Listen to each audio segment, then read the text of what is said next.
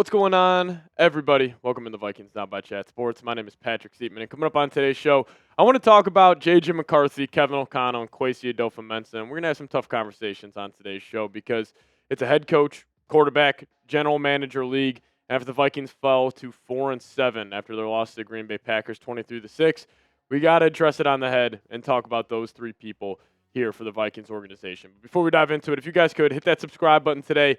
We just crossed over 67K earlier last week, so I do appreciate everybody hitting that subscribe button. But if you guys are new here and not subscribed to the channel, hit that subscribe button today.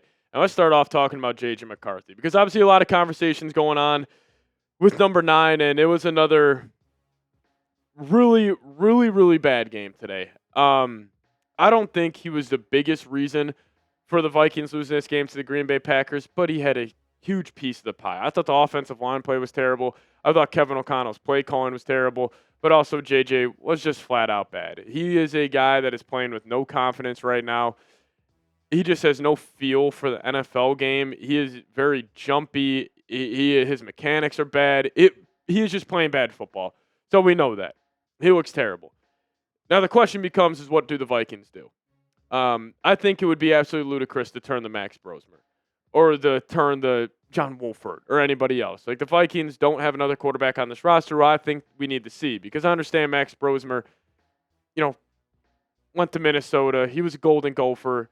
All of you guys love him, but everybody loves a backup quarterback until the backup quarterback's got to play. And when you have a guy like JJ McCarthy, who is still 22 years old, who just made his 6th career start, you got to let him develop still, because he is going through it right now. Like, the Vikings are getting the worst quarterback play in the league. And it sucks. It really does. And it's tough to watch sometimes. But we need to go through this, because are you going to go to Max Brosmer, and is he going to light the world on fire with how bad the overall offense is playing right now? The drops, the pass protection's terrible, the play calling's terrible. Like, it's not like you're walking into a good support system, which is also another tough reality of this Vikings season. Because we always kind of said this offseason, it's like, oh, man, you could drop almost any quarterback into this Viking system, and they could be somewhat successful. That hasn't been the case. Like, Carson Wentz came into this system. He struggled this year. JJ McCarthy has obviously been struggling this year. Now, is it because those two just haven't been playing good individually? Yes, 100%. But also, I think the support system has taken a huge step back. I mean, the drops, even again today, Adam Thielen dropping a pass when you're down 20 in the 4th quarter, and it rubbed me the wrong way. He started laughing after, like, just kind of laughing at what a joke himself and the rest of this Vikings offense is. But it's not like you were a good support system for the young quarterback, whoever it may be. So what do you do? Like, how do you approach the rest of the season? How do you approach this offseason? I think for the rest of the season, you just roll out with JJ no matter what. Maybe if we get to the Week 18 game, and I forget if it's the Lions or the Packers. I'm pretty sure it's the Packers. But let's just say we're playing the Packers at home, and JJ kind of looks like more of the same than he's looked over the last couple of weeks. Okay, sure. Then you can maybe roll with Max Brosmer. But then again, I would still rather have JJ get those reps, because the Packers, no matter what, are probably playing for some sort of playoff seeding.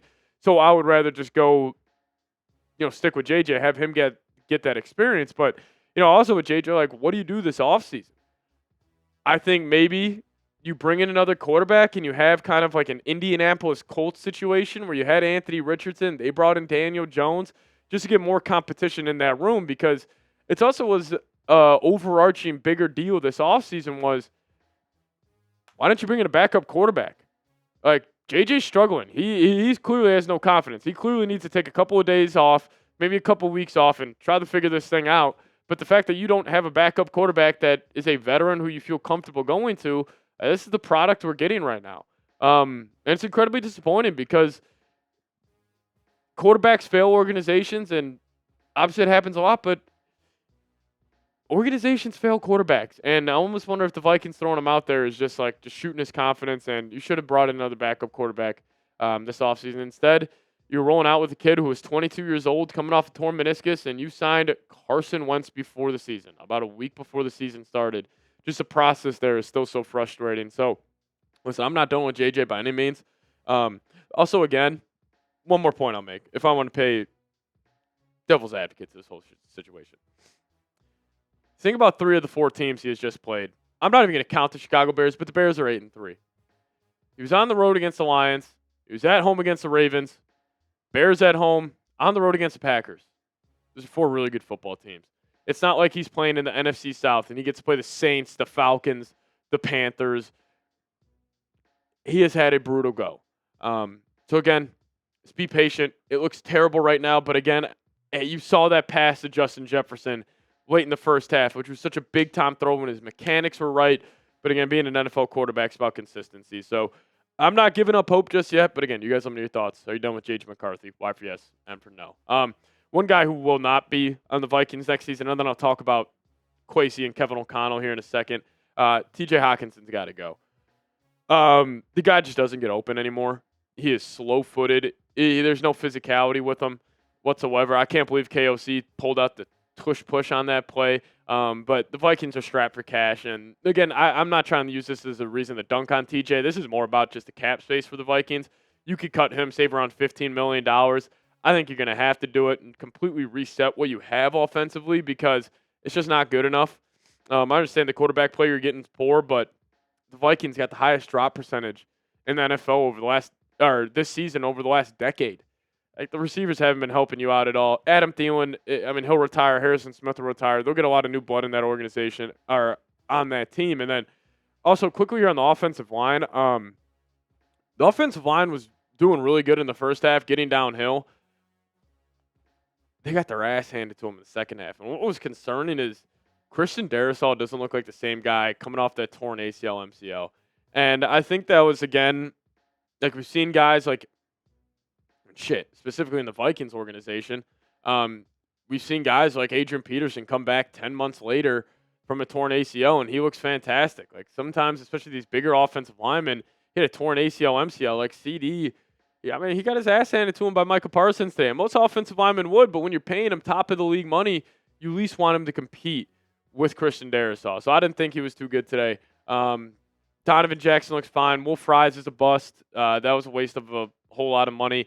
Donovan Jackson, like I said, he'll probably be all right. But Ryan Kelly, injuries again, and he even got blown up a couple times. And Brian O'Neill's getting old. Like, I just think dark times are coming for Vikings fans, and it's a tough pill to swallow here. But I do want you guys to stay tuned, though. I want to talk about Kwesi Adofo-Mensah and why the Vikings just need to fire him. Honestly, you should fire him tomorrow.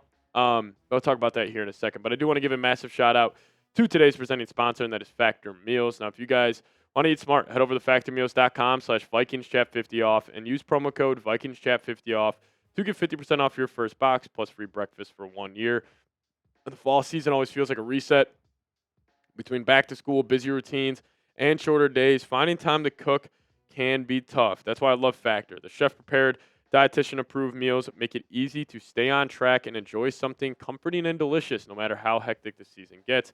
I love Factor because it got more variety and more meals. Choose from a wider selection of weekly meal options, including premium seafood choices like salmon and shrimp, and no extra cost. So head over to factormeals.com/VikingsChat50off and use promo code VikingsChat50off to get 50% off your first box plus free breakfast for 1 year. It's code VikingsChat50off at factormeals.com for 50% off your first box plus free breakfast for 1 year. Get delicious, ready-to-eat meals delivered with Factor. This offer is only valid for new Factor customers with code and qualifying auto-renewing subscription purchase. All right, first off, let's talk about Kevin O'Connell. Then we'll talk about Kwesi here. I still think Kevin O'Connell is a fine head coach, but he has just had some really questionable play calls this season. And I am honestly in the camp where if anybody is questioning play calling for any head coach in the NFL, but especially if you are a guy who has won a Coach of the Year, I just kind of tune it out. I'm like, all right, you don't know what you're talking about. Like, KOC is one of the best, coaches in the league, but the Hawkinson tush-push was egregious. The second half play calling on first down was egregious. I mean, I understand JJ was bad, but was he ever in 2nd and 9 in the second half? Was he ever in 2nd and 5? Like, we have seen guys like Kyle Shanahan, like, what is Brock Purdy always in? He's in 2nd and 5. He's in play action. Like, KOC, like, he had one good play action play today. He was committed to the run early in the game. I understand the script gets flipped on its head when freaking Miles Price muffs that punt, but the play calling was egregious. And he didn't help his young quarterback out whatsoever. There was never anything easy. There's never anything quick. Like, you still can't consistently run the football. You got 5 good offensive linemen when they're really all humming. You got Jordan Mason. You got Aaron Jones. I mean, you have just got eyes on the Cowboys-Eagles game right now. George Pickens just had an unbelievable catch. Holy cow. Jesus. But, like, back to KOC, like, you just got to be better, man. Like, all right, you're coach of the year. That doesn't mean anything. And again, you think about the 4 years with Kevin O'Connell now. 2022, you win 13 games. 1 and done in the playoffs with Daniel Jones. 2023, you get the short end of the stick. Kirk Cousins tears his Achilles. Whatever. What are you going to do? 2024, you win 14 games. Then you make the decision to let Sam Darnold walk out the door for what? Looks like an awful decision. You thought anybody could play quarterback for this system, but let's talk about the biggest issue in the Vikings organization, and frankly, I don't even think it's close. This guy's a fraud. Kwesi is the worst GM in recent memory for the Minnesota Vikings. Can you name me one thing he has done well? Legitimately, get down in the comment section. Name me one thing he has done really, really well as a GM. One move. Andrew Van Ginkel. That's a Brian Flores signing. Jonathan Gennard. Okay, that's a good signing, but you also signed Jonathan Gennard because you let Danielle Hunter walk out the door. Danielle Hunter is significantly better than Jonathan Gennard. JJ McCarthy, Dallas Turner. Dallas Turner has popped over the last 3 weeks, but he looks like still a lot left to be desired. And JJ McCarthy looks like he could be Josh Rosen. His drafts suck. Javon Hargrave, Jonathan Allen, they're overpaid, they're overweight, they're out of shape. You gave them a combined 5 years, $110 million this offseason. Will Reichard, I will give him credit for that. Will Reichard is a freaking dog. But that's it. Legitimately, what has this guy done right as the Vikings GM? He has been so, like, he's benefited from KOC and Brian Flores. What has he done? Please tell me. There was not a single move that this man has made where I'm like, that's a good move. Byron Murphy Jr., the contract he gave him this offseason. Terrible. And again, I'm playing Monday morning quarterback right now, where I'm criticizing half these moves. I probably agreed with them at the time, but that's not my job. My job's not to get it right. His job's to get it right. Byron Murphy Jr., terrible contract. Javon Hargrave, terrible contract. Jonathan Allen, terrible contract. Will Fries, terrible contract. Ryan Kelly, terrible contract. Blake Cashman, he's been awful this year. What are you going to do? I still like Cashman, but Harrison Smith, I understand that's a legend in the organization, be given $15 million to come back. The guy sucks. And if the Vikings do, right now they have the 12th pick in the draft. Also, the Vikings have the same amount of wins as the Dolphins. They're 4-7. If you have the 12th pick in the draft, are you letting this guy control another draft? Because that's the top 12 pick in round 1, top 12 pick in round 2, top 12 pick in round 3, 4, 5, 6, and 7. Are you letting this man control another draft? Absolutely not. You can't. He has spent $350 million on this roster.